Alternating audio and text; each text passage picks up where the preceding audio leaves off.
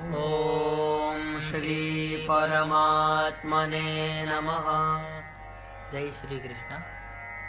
श्रीमद् भगवद गीता में अध्याय 3 श्लोक 22 से 28।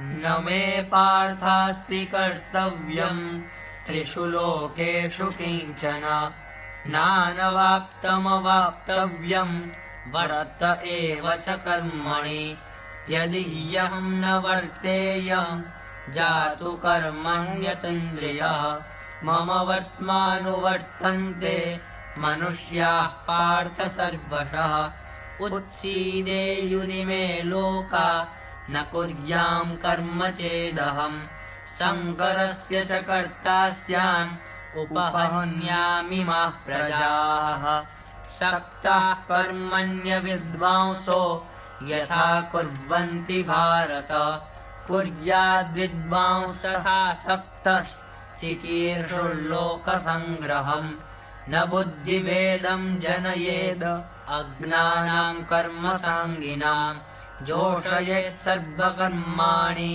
विद्वान् युक्तः समाचरन् प्रकृतेः क्रियमाणानि गुणैः कर्माणि सर्वशः अहङ्कारविमूढात्मा कर्ताहमिति मन्यते तत्त्ववित्तु महाबाहो गुणकर्म विभागयोः गुणा गुणेषु वर्तन्त इति मत्वा न सज्जते। ओम। जय श्री कृष्ण। श्रीमद् भगवद गीता का 3 अध्याय श्लोक 22 से 28। कृष्ण बोले,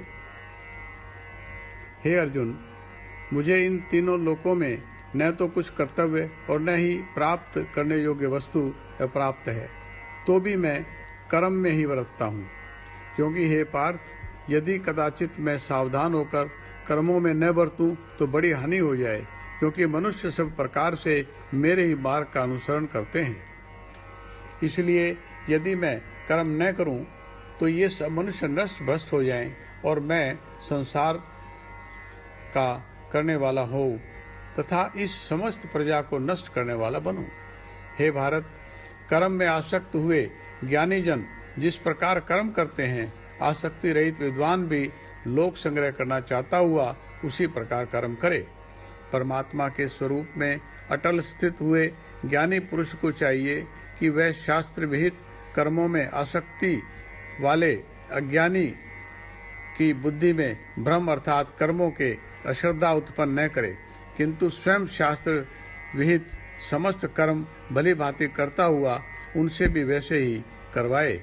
वास्तव में संपूर्ण कर्म सब प्रकार से प्रकृति के गुणों द्वारा किए जाते हैं, तो भी जिसका अंतःकरण अहंकार से मोहित हो रहा है, ऐसा अज्ञानी मैं करता हूँ ऐसा मानता है।